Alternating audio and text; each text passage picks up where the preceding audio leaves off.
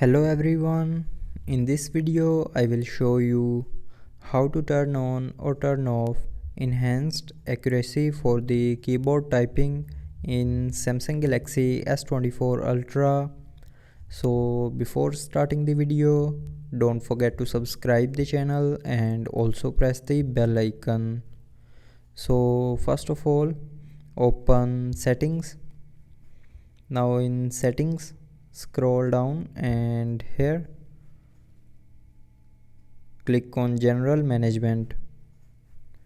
Now in general management, scroll down and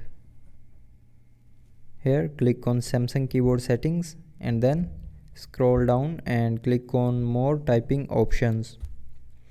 Now here you will see a enhanced accuracy button.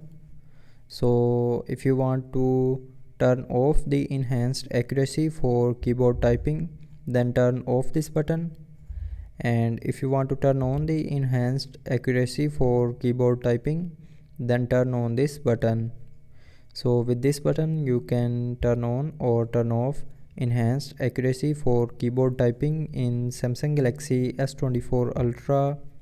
So I hope you liked the video. Thanks for watching.